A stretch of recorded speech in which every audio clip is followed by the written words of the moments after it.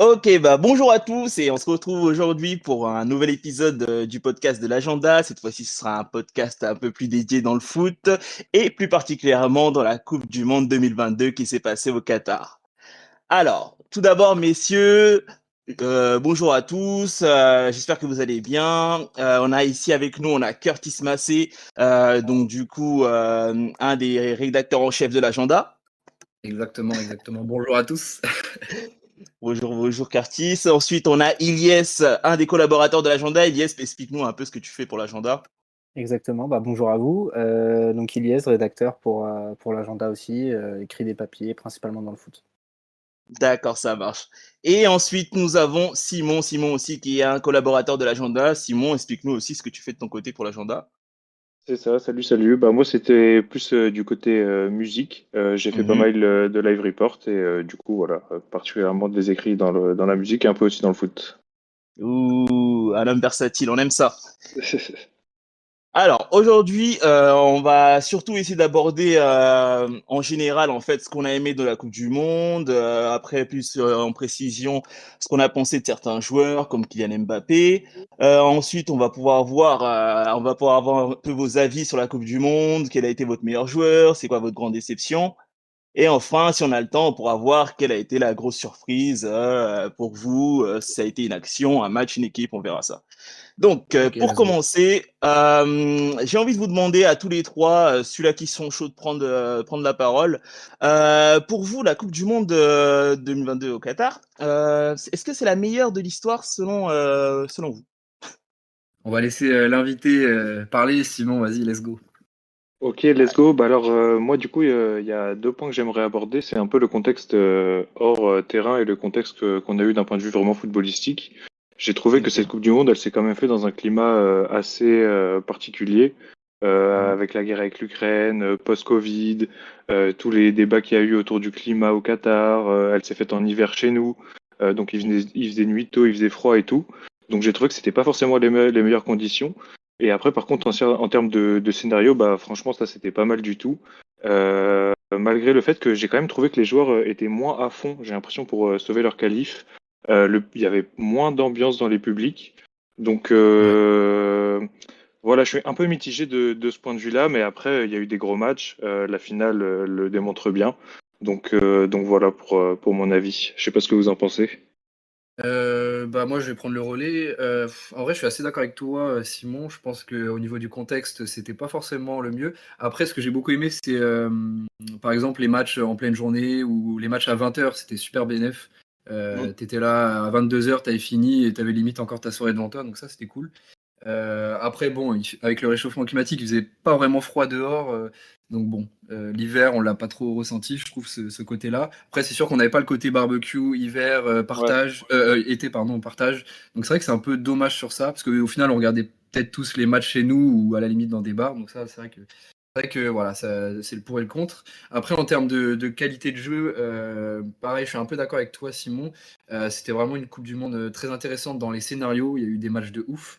En préparant le podcast, j'avais un peu noté des matchs. Alors, je ne sais pas si vous vous rappelez. Donc, il y avait Allemagne-Japon, où il y avait eu 2-1 pour le Japon. Il y avait eu Arabie Saoudite-Argentine, match de fou. La finale, bien sûr, comme tu as dit. Même l'Angleterre-France, il était chaud. Pays-Bas-Argentine, enfin bref, des gros matchs avec des retournements de situation. Donc, c'était cool. Après, je suis pas trop d'accord avec toi, Simon, dans le sens où je pense que les joueurs se donnaient à fond. Surtout qu'ils étaient encore plus en forme que quand c'est une Coupe du Monde en été, je pense. Comme là, il n'y a pas eu de coupure entre la fin de saison en club et le début de la Coupe du Monde. Je sais pas, moi je la mettrais peut-être dans le top 3 des meilleures Coupes du Monde que j'ai connues. Parce que après, il y a celle du Brésil qui était vraiment chaude avec le contexte, voilà, c'était au Brésil. Et puis en vrai, avec la Russie aussi, on est champion du monde, c'était quand même une bonne Coupe du Monde. Donc voilà. Ok. Ok. Et Ilyes, est-ce que tu as quelque chose à rajouter? Ouais. Moi, honnêtement, pour répondre à la question, c'est pas la meilleure Coupe du Monde que j'ai vue. Mhm. Je trouve que tactiquement, on n'a pas appris grand-chose. Alors les scénarios des matchs ont fait que c'était vachement décousu et que, comme le disait Curtis, il y a beaucoup de matchs en fait qui allaient d'un but à l'autre. Après, quand tu te poses par rapport à ce qu'on a connu dans d'autres Coupes du Monde, encore une fois, tout dépend de ta perception et de ton vécu. parce que pour moi, quelqu'un qui a vécu, par exemple 2006, pour moi, c'est la meilleure. C'est C'est vrai pour ça qu'il que y a 2006. je la C'est mets vrai, j'ai au-dessus. Je oublié. la mets au-dessus parce que quand tu regardes les effectifs à l'époque, en Europe, t'as que des effectifs de tueurs. En Amérique du Sud, t'as que des effectifs de tueurs. En Afrique, t'avais des très très bonnes équipes aussi. Et en fait, quand je regarde le niveau, j'ai l'impression, le niveau moyen en tout cas était plus élevé.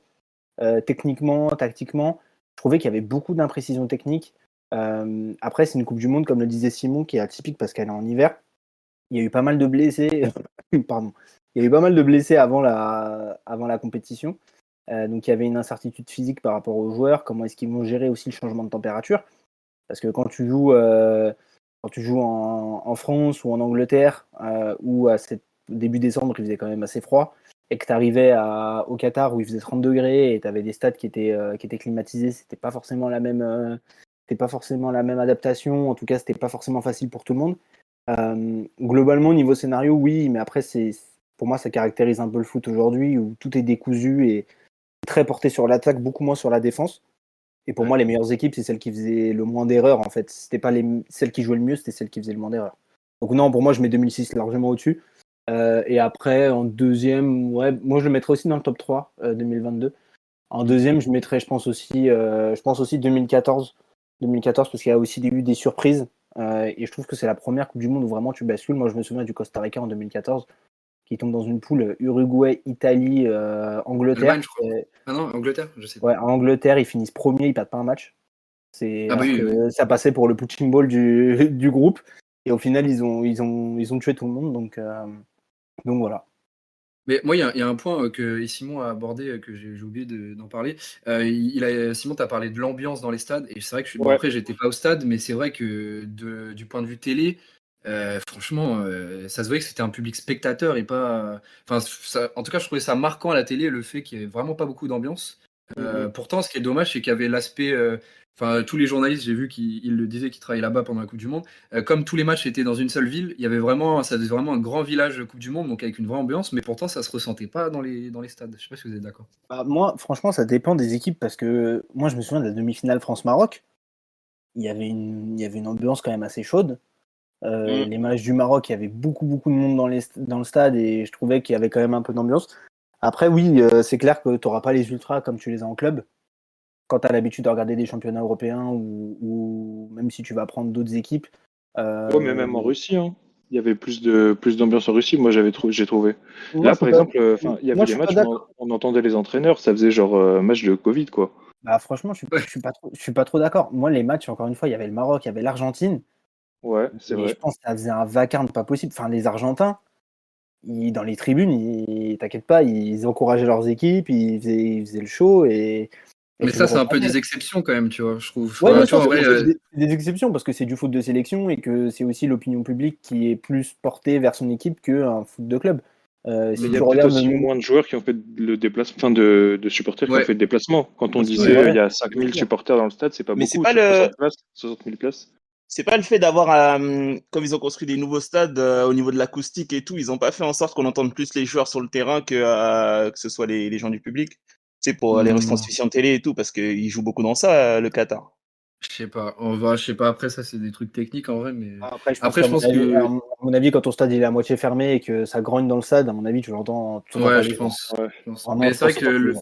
c'est vrai que on va dire l'ambiance a peut-être souffert à cause du contexte du Qatar. Beaucoup de gens se sont pas déplacés, même si les stades étaient quasi pleins. Mais genre, je sais qu'en France, bah, les supporters français, il n'y en avait pas beaucoup parce que beaucoup ont décidé de boycott, tu vois. Même si on n'est pas le public le plus nombreux dans les Coupes du Monde en général. Mais bon, je pense que ça a empathie quand même. C'est d'accord. Non, c'est vrai, ça se rejoint, ça se rejoint. Du coup, sans vouloir parler que de l'ambiance, est-ce qu'on peut parler au moins des joueurs? Pour vous, dans cette Coupe du Monde, déjà, est-ce que vous avez aimé le jeu de Kylian Mbappé? Kylian Mbappé, il a été impliqué directement sur 10 buts, 8 buts et 2 passes décisives. Est-ce que vous avez aimé ce qu'a produit Kylian Mbappé pendant la Coupe du Monde? Je vous laisse répondre, les gars. Je vais prendre la parole si Simon me le permet. Allez, vas-y, bien sûr. Bah, en fait, tout dépend de encore une fois, de ton animation et de ton système. Quand tu joues avec Didier Deschamps, Mbappé, il a 3 cartouches par match, en gros, où il peut faire la différence. Mm. Euh, Franchement, tu peux rien lui reprocher. Pour moi, tu peux rien lui reprocher parce qu'il fait une Coupe du Monde de malade. Face au Danemark, c'est lui qui te sauve, il met 2 buts, si je dis pas de bêtises. En tout cas, il Ouais, met le but. En tout cas, il met le. Non, je crois qu'il met les deux. ouais, il met met le les premier. deux, il met les deux. Il met les Ouais. deux face au Danemark. Face à la Pologne, il te sort d'un bourbier ou un 1-0. Il y a des moments où t'es pas loin de. En tout cas, t'es au bord de la rupture. Et il te sort 2 frappes venues d'ailleurs. Tu sais même pas comment il les met, mais il arrive à te chercher les 2 lucarnes et il marque. Face à l'Angleterre, sur le premier but, il aspire 5 joueurs de son côté, ça crée le décalage. En fait, Bellingham peut pas faire l'essuie-glace, du coup, il est en retard sur Tchouaméni qui marque le premier but. Ça, c'est un truc, encore une fois, qui crée parce il inspire tellement la crainte, en fait, que tout le monde a peur de lui. À chaque fois, c'est des prises, c'est même plus des prises à 2, en fait, ils sont à 3, 4 autour de lui. Face au Maroc, c'est pareil, parce que le premier but, il tire, c'est dévié, mais ils sont 5 sur lui, ça libère le couloir, Théo Hernandez, il marque. Le deuxième but, il te fait un espèce de slalom. Tu sais pas comment il passe, il arrive à donner le ballon à Colomwani, et puis la finale, c'est 3 buts. Enfin, surtout la reprise, quoi. La reprise de volée, elle sort de nulle part. À quel moment tu te dis tu vas tenter ça? T'es mené 2-1 en finale de Coupe du Monde, il reste 10 minutes. À quel moment tu te dis tu vas tenter ça? Et le mec, il réussit tout. Franchement, non, c'est. Bah, j'anticipe peut-être une autre question, mais pour moi, c'est vraiment le meilleur joueur du tournoi. Il a survolé la compète et dans le système, encore une fois, dans lequel il évolue, c'est pas un mec non plus à qui.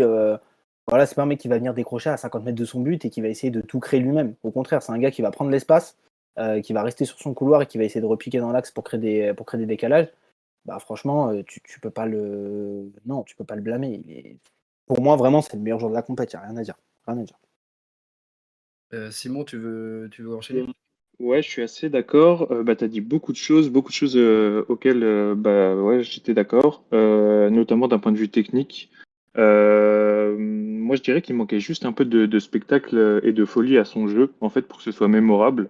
Mais comme tu l'as dit, il évolue dans un système bah, qui ne le met pas forcément en avant, d'autant plus que si on regarde bah, notre défense et notre milieu, comme tu l'as dit, il y a quand même beaucoup de blessures, donc on n'était pas aussi efficace qu'on a pu l'être auparavant. Et même en attaque, enfin, il a dû combiner avec un Dembélé qu'on n'a pas trop vu, Giroud, bon, qui était bon, mais voilà, on le connaît pas forcément pour ses qualités techniques. Alors que si on avait ajouté Benzema, comme on avait pu le voir parfois avec Griezmann, quand on combinait à 3, etc., c'était incroyable. Donc les stats, en fait, elles sont là. Et pour moi, voilà, il manquait juste un peu de spectacle et de folie. Bah, moi, je trouve que globalement, il te l'a créé, mais il te l'a créé pas forcément par le dribble ou par éliminer les joueurs, même s'il arrive à le faire. Je reprends l'exemple du but face au Maroc. Mais par Ouais, les buts qu'il met, en fait, la complexité, les 2 buts face à la Pologne, il faut te les sortir, il les sort de nulle part. La reprise face à l'Argentine, il te la sort de nulle part. La différence ouais, contre le c'est Maroc, ça. il te la sort de nulle part. Le Danemark, c'est lui qui crée les 2 actions parce qu'il est aussi au début des actions, il est à la fin. Ouais, Et à chaque fois, même face à Walker, moi je me souviens, ce qui emmène en fait le but de Giroud, si je dis pas de bêtises, il fait un double démarrage sur Walker, qui est quand même pas un défenseur qui est très très lent. Il arrive à le prendre de vitesse à chaque fois. Et en fait, tout le monde a peur. Tout le monde a peur de lui. C'est un truc Ouais. de. Moi, j'ai rarement vu ça. À la limite, le dernier joueur auquel j'ai vu ça, c'était quand on parlait de Messi. Je vais pas faire de comparaison, mais où les gens parlaient d'un plan anti-Messi. Sur l'Angleterre, on nous a rabâché des plans anti-Mbappé, on va passer à 3 derrière. On voyait Walker qui montait même pas parce que Anderson prenait le côté droit offensivement. Walker restait sur la ligne de 3 pour couvrir le côté parce qu'il savait que si ça partait dans son dos, c'était foutu.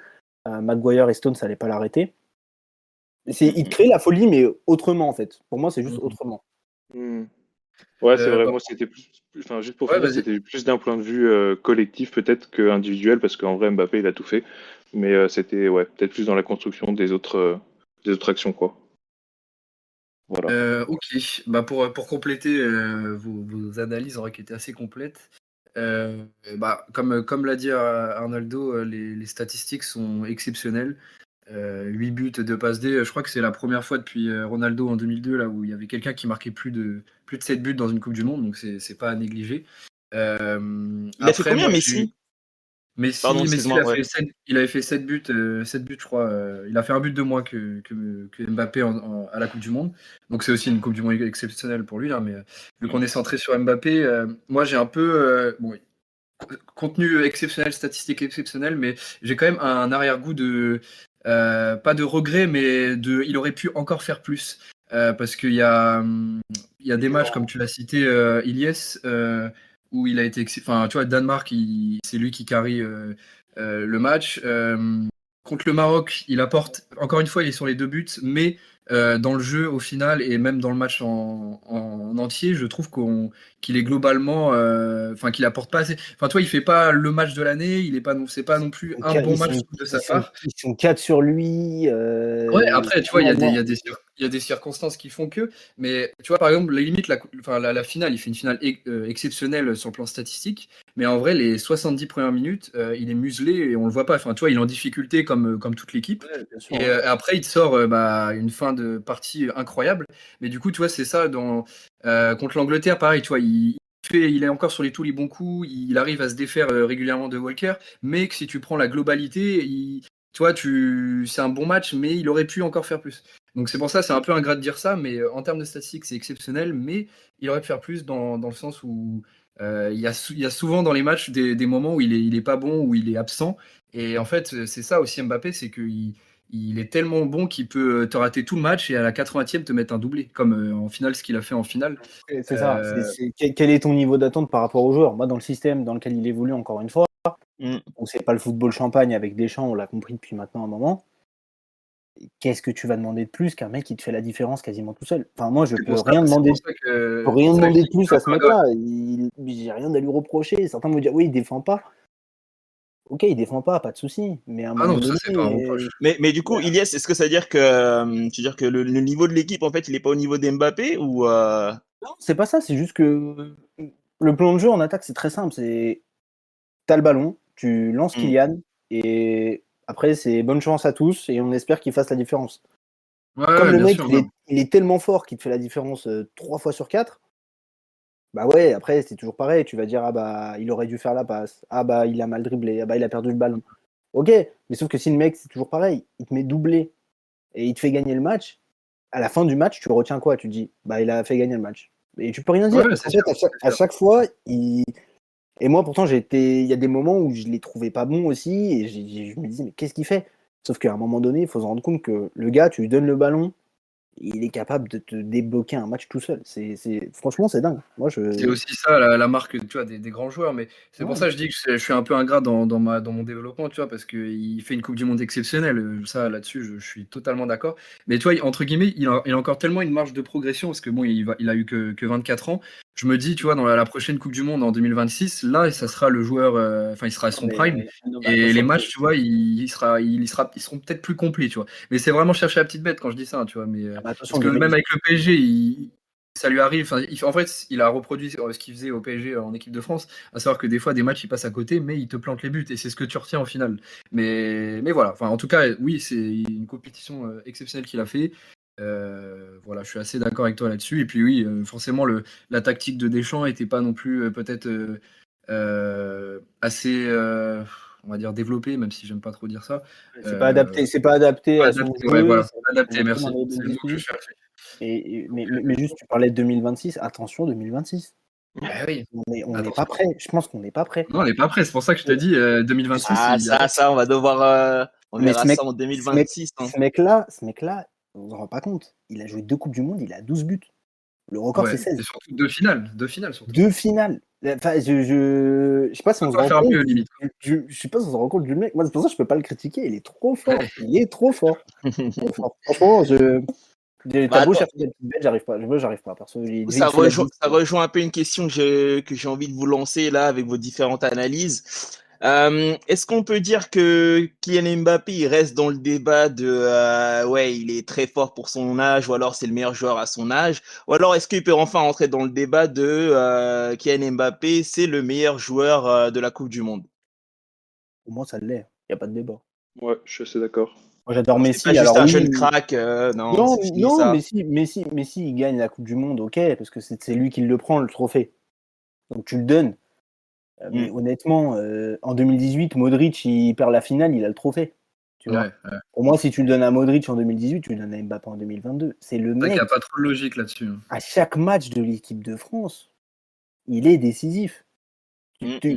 Dans une compétition où c'est plus du one-shot qu'un championnat, parce qu'un championnat, tu as besoin de régularité, il faut t'entretenir, etc. Une compétition, c'est one-shot. Tu as un match, tu sais que tu peux pas te rater. Dans une Coupe du Monde, en phase de poule, tu as 3 adversaires, tu sais que si tu perds un match, c'est 3 points en moins. 3 points en moins, tu peux sauter déjà.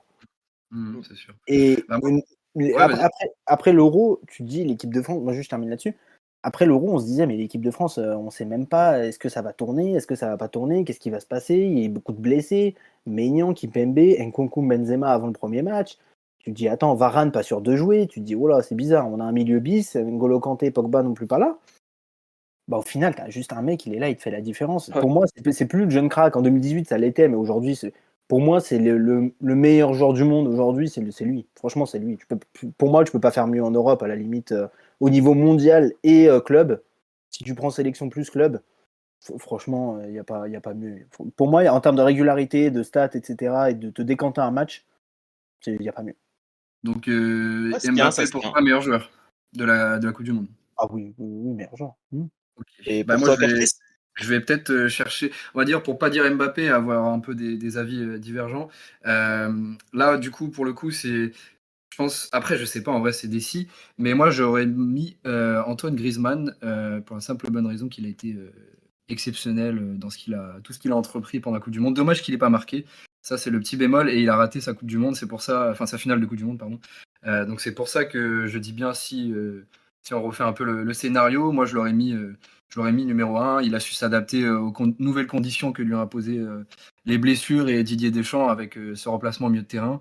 Moi, il m'a époustouflé par sa justesse technique qu'on connaissait déjà, mais là encore plus. Il avait tout, il avait la vista, il avait. Enfin, franchement, je suis dégoûté qu'il soit passé à côté de sa finale, parce que je pense qu'il aurait sûrement eu ce trophée en cas peut-être de scénario différent en finale. Donc voilà, je sais pas si vous êtes plutôt d'accord avec moi, mais moi je mettrais Ah, Griezmann. c'est vrai, avec les si, hein. C'est Pour le beau jamais. jeu, Eh oui. pour le beau jeu, oui, mais malheureusement, tu sais très bien que ça joue aussi sur les stats, sur C'est ça, c'est pour ça beaucoup que de je dis choses. bien et si on refait tout, tu vois, parce Voilà. qu'en vrai, Et même en face, en finale à l'Argentine, tu as deux clients sérieux, Julian Alvarez et Messi, pour aller chercher le meilleur joueur de la compétition. c'est pour ça que c'est plutôt Voilà. on va dire mon joueur à moi, Mais oui, mon meilleur. moi je suis d'accord. Petit Tactiquement, coup de cœur. sans lui, tu vas pas aussi loin. Pour moi, je suis d'accord. C'est ça. Ouais, ouais. Et Et toi, du du coup, coup, Simon, ouais. Bah moi j'étais d'accord avec Ilyes pour dire Mbappé et par rapport à tout ce qui a été dit. Et oui, Griezmann, bah, il nous a été bien utile. Il a joué son rôle à plus de 100%. Mais après de là à le mettre joueur, allons-y mollo. Parce Ah, ça que en donne. vrai, il a pas marqué, tu vois. Et sans marquer, tu peux dire qu'il a pas forcément été vraiment décisif parce que sans marquer, tu gagnes pas un match, donc t'avances pas. Juste pour contrer ton avis, est-ce que Modric avait marqué en 2018? Je suis pas sûr. Moi, je crois pas. Hors penalty, séance de tir au but, je suis pas sûr. Ok, C'est pour ça, tu vois, je sais alors, pas si les mais, stats. mais à mon avis, il avait quand même un apport offensif bien plus influent que Griezmann ne l'a eu. Après, Griezmann, sans la galette sur Giroud contre l'Angleterre, pas oublier, Ouais. mais il crée des Il choses a, aussi. Hein. il a 2 ou 3 passes D pendant la Coupe du Monde, hein, Bah, Griezmann. franchement, Ah ouais, ouais. je me rends pas compte. Au final, il a ses stats quand même. C'est juste qu'il a pas marqué. Tu vois, c'est ça qu'on va retenir entre guillemets de sa Coupe du Monde pour certains, ceux qui iront pas plus loin que les stats. Mais ouais, je sais pas. Simon, si tu devais dire autre chose, enfin quelqu'un d'autre que Mbappé ou Griezmann, tu dirais qui? Bah, je pense que logiquement, ce serait Messi quand même. Ouais. Parce que bah, on a évoqué ses stats, c'est quand même assez fort. Et puis il a porté son équipe. Enfin, il a quand même été vachement influent. Je sais pas combien je sais pas combien de pénaltys il a dû tirer. Pas Je mal. crois qu'il en a mis 4. Je crois dans le jeu, tu as 3 buts de Messi. 2 Ouais, ou c'est 3 ça. buts. Ouais, Donc, donc faut 4 pas pénaltys. trembler parce qu'il a souvent été aussi critiqué pour ça. Donc, non, franchement, Messi. Il en rate un face à la Pologne. Ah ouais? C'est vrai. Ouais, il en rate Ah un oui, face à la c'est ça. Pologne. Ouais, Face à c'est la vrai. Pologne, il en rate un. Pour info, Modric a marqué 3 buts pendant la Coupe du Monde 2018. Ok, Dont ok, ouais. dont deux sur Ok. péno. Ouais, ouais, ça atténue un peu le truc, tu vois. Je sais pas. Oui, Bon, ouais. oui, bien sûr. Mais après, bon. ah, et du coup, je voulais rebondir un peu sur vos questions. Pour vous, c'est lequel effectif que vous avez eu le plus de plaisir à avoir joué pendant cette Coupe du Monde? Sans rentrer dans les détails, sans apporter vraiment d'arguments, juste comme ça, au tac, c'est quel effectif que vous avez fait le plus kiffer? Voilà. C'est un truc que j'étais plutôt curieux dessus. Bah, allez-y, hein. Vous pressez pas pour répondre. C'est lui- c'est lui- c'est celui qui m'a le plus plu. Moi, le Maroc, parce Ouais. que détermination et du cœur, de l'envie. Et Mhm. quand même, il y avait de la qualité aussi. Milieu de terrain, attaque. Franchement, ça joue. Ils avaient une excellente équipe. Ah, ça se tient, ça se tient. Après, je trouve que la Euh, Croatie, c'est toujours une valeur sûre aussi. Mais franchement, ouais, moi, je dirais Maroc. Le Maroc, ouais, c'est pas. Il n'y a aucune autre nation qui m'a plus fait vibrer que le Maroc, je pense. ok, ok, ça marche. Et toi, Simon? Ouais, je suis assez d'accord. Le Maroc, parce que même face à la France, enfin, ils avaient plein de blessés, ils étaient tous au bout du rouleau. Et malgré tout, enfin, à chaque fois, il y avait une détermination incroyable, il y avait du beau jeu, des belles actions, des beaux exploits individuels. Donc, ouais, Maroc. Et puis en plus, là, il y avait de l'ambiance, donc forcément, ça ajoutait forcément quelque Ah, chose, c'est quoi. sûr, ça rajoute du charme. Voilà. Et toi, Curtis? Bah, je vais pas être original, je vais dire Maroc aussi, hein, franchement. Dans la. Ah, ça se voit, vous Enfin, travaillez ensemble, hein. non, mais c'est vrai, en vrai, je pense que n'importe quel mec qui a suivi la Coupe du Monde dirait Maroc parce qu'ils ont tellement impressionné par la débauche d'énergie, par même les tactiques de. Putain, j'arrive jamais à prononcer son nom du coach marocain. C'était vachement établi et intéressant. Enfin, ouais, Maroc, franchement, et de loin, honnêtement. Ok, ok, ça se tient, ça se tient. Du coup, on va passer à la question suivante. Maintenant, on a parlé des hauts et je pense qu'on va pouvoir parler des bas. Pour vous, quelle a été la plus grande déception de la compétition? Bah, je vais y aller si ça vous dérange pas, les gars. Moi, je dirais le Portugal. Parce qu'au niveau de l'effectif, franchement, moi, avant la Coupe du Monde, quand j'ai vu les listes sélectionnées, je me disais, mais putain, mais le Portugal, comment ils vont ne pas la gagner cette Coupe du Monde? Ils avaient pour moi les meilleurs latéraux intrinsèquement parlant du mondial. À gauche, ils avaient Mendes, Mhm. Guerrero, Cancelo. À droite, putain, ils ont qui déjà? Bref, ils avaient déjà la paire Cancelo-Mendes, elle est folle, je trouve. Tu avais Dalot aussi, voilà, tu avais ce nom-là. Bon, tu avais Ronaldo qui était là pour sa dernière Coupe du Monde. Je me dis, il va être. On va dire mon rêve, c'était qu'il soit bon. Bon, il l'a pas trop été.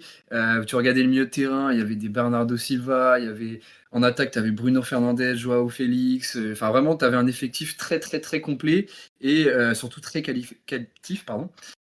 Bon, les matchs de poule, ils ont pas surnagé ni plus ni moins, ils ont réussi à se qualifier quand même assez facilement. Huitième de finale, bon, ils ont impressionné, comme vous le savez, avec le triplé de Ramos contre la Suisse et une victoire 6-0. Et puis après, ils se sont fait sortir par la belle équipe du Maroc.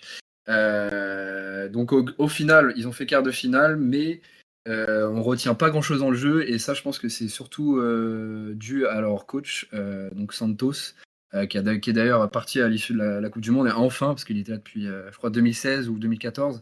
Enfin, bref, l'équipe, il manquait. Enfin, pour moi, c'était pas un grand coach, et avoir des joueurs comme ça et ne pas les emmener au moins en finale ou en demi-finale, je trouvais que c'était limite un crime contre l'humanité, et je pèse mes mots. Ah, ça se tient, ça se tient. Ilyes, toi, qu'est-ce que t'en penses? Alors, moi, je vais me faire un ennemi dans la rédac de l'agenda. L'Espagne. J'ai obligé de parler de l'Espagne. Ok. Cette équipe, je n'en peux plus depuis 4 ans.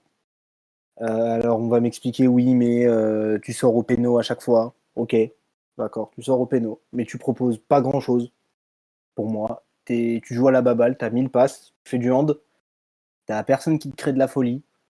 Tu n'as pas de personnalité dans ton équipe, surtout de leadership, quand je parle de personnalité. Un mec qui, à un moment donné, va secouer les jeunes pour leur dire, bon, à un moment donné, il faut peut-être y aller. Le body language sur la séance de tir au but face au Maroc, c'est catastrophique. Mais Ouais, zéro confiance. catastrophique. Les trois là, Solaire, Sarabia, Busquets, ils vont s'avancer pour tirer le péno. En fait, tu sais qu'ils sont déjà éliminés. Tu le sais déjà. Eux, dans leur tête, on est déjà éliminés. Tu vois comment ils s'élancent. Je sais pas. En fait, tu as le premier match 7-0 contre le Costa Rica. Tout le monde dit, ouais, c'est incroyable. Tout le monde s'enflamme. Moi, je me suis toujours dit, l'Espagne, il faut attendre. J'attends vraiment que les matchs élimination directe, j'attends les poules, etc. Face au Japon, bon, après, il y a une action qui est très litigieuse parce que est-ce que le ballon sort, ne sort pas? Bon, ça a fait débat, etc. Mais dans tous les cas, tu te fais ouvrir 2 fois par le Japon en contre-attaque. Quand tu as vu le premier match de l'Allemagne, tu te dis qu'à un moment donné, il y a peut-être mieux à faire là-dessus. Et face à l'Allemagne, finalement, tu n'es pas non plus très serein et tu n'es pas loin de craquer. Cette Espagne-là, elle est dans la lignée de ce qu'on voit depuis plusieurs années, depuis le poste Del Bosque, en fait, où en fait, c'est des gars qui récitent toujours la même partition, mais à un moment donné, tu leur demandes de t'adapter et ils savent pas faire parce qu'ils ont toujours appris à jouer comme ça. Et t'as personne qui va t'envoyer une frappe de 20 mètres, il y a personne qui va prendre sa chance de loin, il y a personne qui va tenter un dribble, il y a personne qui va sortir de ses sentiers battus pour te créer quelque chose et essayer de gagner un match, quoi. On parlait d'Mbappé tout à l'heure. Lui, il a ce côté folie où il est imprévisible. L'Espagne est trop prévisible pour moi et qu'il se fasse sortir en 8e face au Maroc, c'est pas une surprise. C'est pas une surprise, mais c'est une déception parce que demi-finale de l'Euro quand même, en ayant montré de belles choses. Face à l'Italie où ils doivent gagner encore une fois, mais ils vont au péno parce que ils n'arrivent pas à concrétiser leurs occasions. Tu te fais punir et tu arrives en 2022, un an et demi après, et t'arrives pas à capitaliser dessus. Donc en fait, tu dois tout reprendre depuis le début, j'ai l'impression, dans cette sélection. Et moi, vu la qualité et le vivier, ça me dérange un peu. Moi, je suis assez d'accord avec toi, Ilyes, mais j'ai l'impression qu'en fait, ils payent le fait de ne plus avoir de franchise player, entre guillemets, tu vois. Genre, ils ont des mecs plutôt neutres qui manquent un peu de caractère, je trouve. Puis, tu as aussi des mecs en fin de parcours comme Busquets, Alba et Mais j'en passe. justement, moi, ce que je leur reproche à ces gars-là, les Busquets, les Alba, etc., c'est à un moment donné, je sais pas, joue ton rôle de leader. Jordi Alba, c'est un mec Ouais. contre Liverpool en Ligue des Champions. Ils sont menés 3-0 à la mi-temps. Il est en larmes dans le vestiaire. Non, mais Ouais. c'est pas une vanne. Il est en larmes dans le vestiaire. T'as pas de leader. Alors, moi, je vais dire un truc, c'est vas-y, va prendre Sergio Ramos. Tu le fais pas jouer, ok, tu le mets sur le banc, mais le gars, il va cadrer les jeunes. Il a l'expérience de la sélection. Il a vécu des choses avec la sélection. Derrea, tu le prends pas. C'est le meilleur gardien espagnol sur le circuit. Ouais. Tu veux pas le prendre, tu le prends pas parce que les égos, etc. Ok. Tu t'entêtes à jouer 109. Morata, le seul match qui commence face au Costa Rica, il est très bon. Derrière, tu sais pas pourquoi, c'est remplaçant.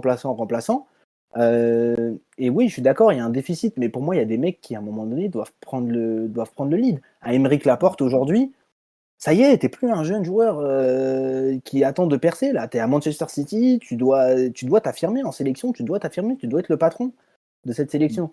Et moi, aujourd'hui, ça me dérange, encore une fois, ça me dérange.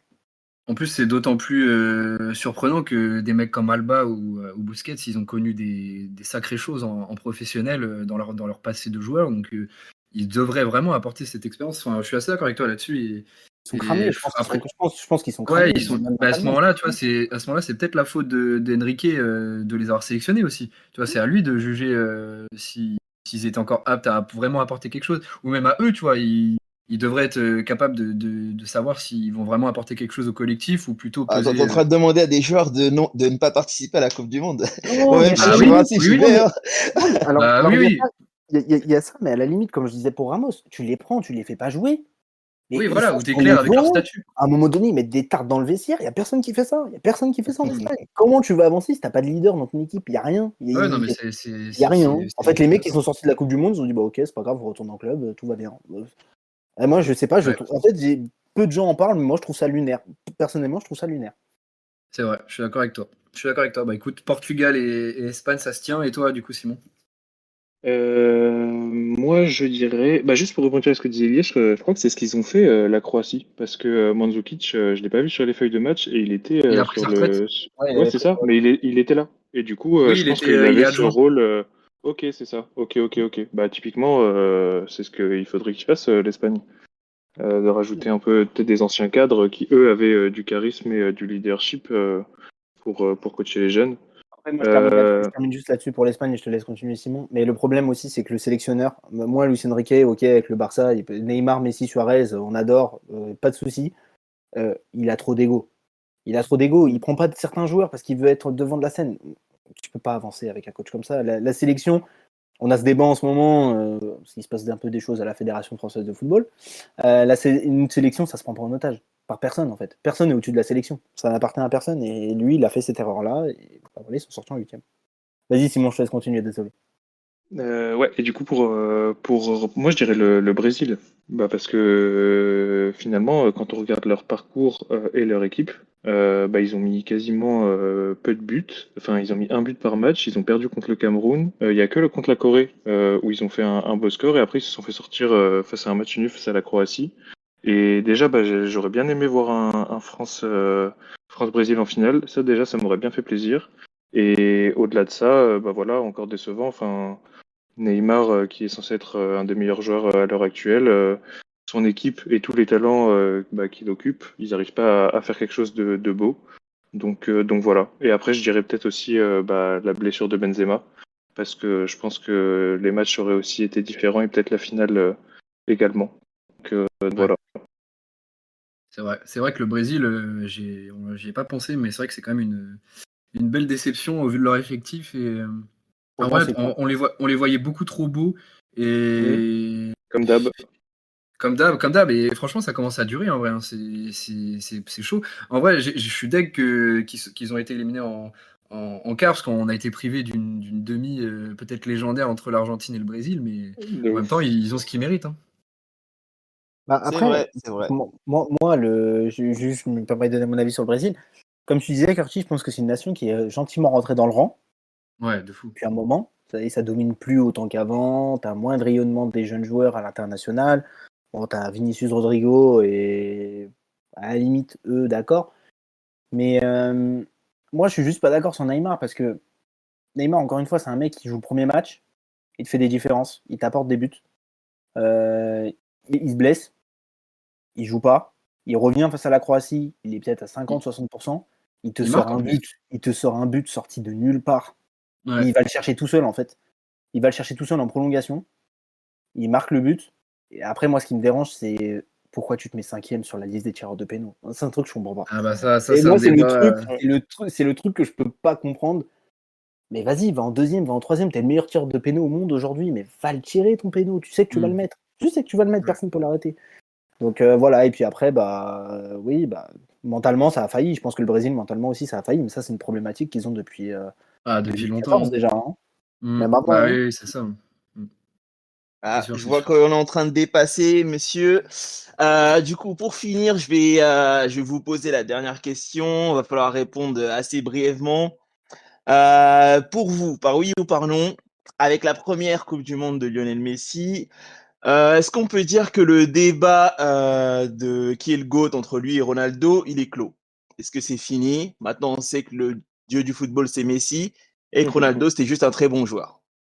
Qui est d'accord? Non. Qui est pas d'accord? Allez-y. Vas-y, Simon. Non, moi je suis pas d'accord parce que déjà, je pense que ce débat on pourra le clore à la fin de leur carrière respective.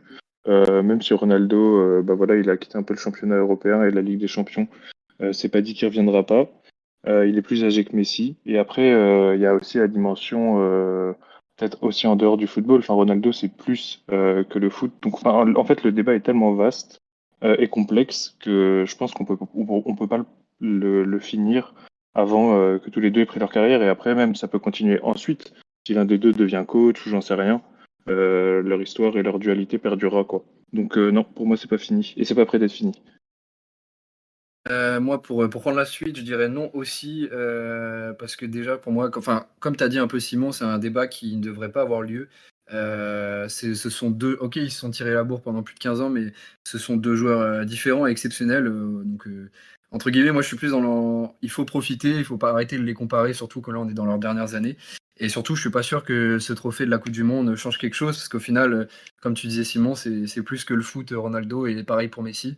Donc non, pour moi, ce débat, ça sera jamais vraiment clos.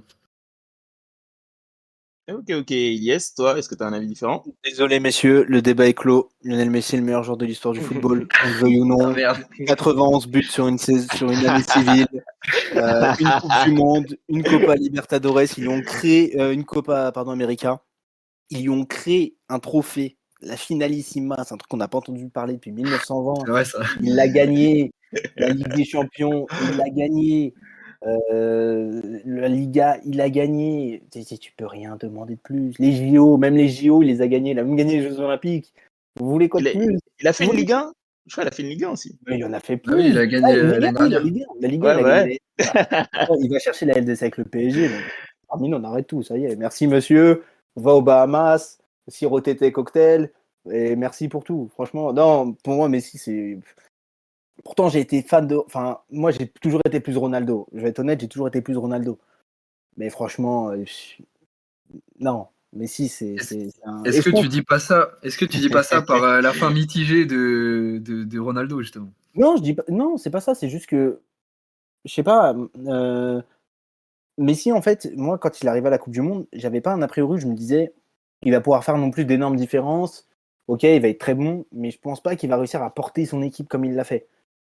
Mais la passe décisive qu'il fait à Alvarez, le match contre la Croatie, là, où Guardiola, il l'envoie à droite à gauche, là. L'Australie, il prend le ballon, il dribble tout le monde, personne ne peut l'arrêter. Moi, j'ai l'impression que j'ai revu Messi 2015. Je me suis dit, mais c'est un truc de ouf, ce mec. Non, franchement, merci Ronaldo. T'as fait une énorme carrière, merci monsieur. Franchement, les Ligues des Champions, c'est parfait, les ballons d'or. Mais non, Messi, tu peux pas. Franchement, pour moi, oui, c'est le meilleur joueur de l'histoire. En tout cas, c'est le meilleur joueur que j'ai vu jouer, c'est lui. Franchement, c'est lui. Ah, donc du coup, on a 2 non et un oui. On peut dire que le débat, il reste ouvert. Hein. Finalement, il reste ouvert. Oui. Hein. On aura quand même Il des sera gens jamais pour clos. dire que Ronaldo, il peut encore faire un truc. Mais bon, moi, Vous je te reviendrez, rejoins, Elias, là-dessus. Hein. vous reviendrez à la raison, messieurs. Vous reviendrez à la raison. Peut-être. Il va aller prendre son 8e ballon d'or. Et Bah, ça en sera- rétrospective, de toute façon, on verra qui aura raison. Hein. On verra la fin des carrières, comme a dit Simon. Bah, du coup, je pense qu'on a fait le tour sur le sujet. Hein. Je pense qu'on s'est plutôt bien amusé à débattre sur nos impressions sur la Coupe du Monde et nos joueurs préférés.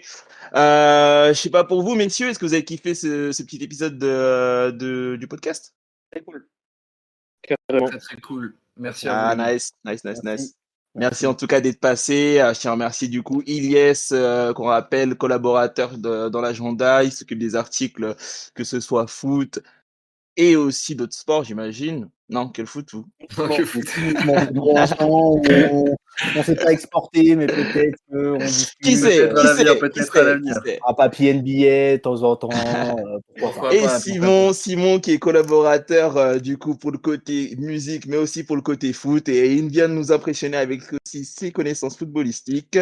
Et on tient à remercier aussi Curtis Massé qui, lui, tient les rênes de l'agenda. On ne sait pas trop ce qu'il fait dans le média, mais il continue à tenir les rênes.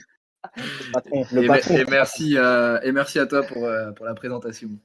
Mais de rien, mais de rien. Allez, on se retrouve pour un prochain épisode, messieurs. Ciao, ciao. Allez, ciao, merci les gars. Let's go, ciao.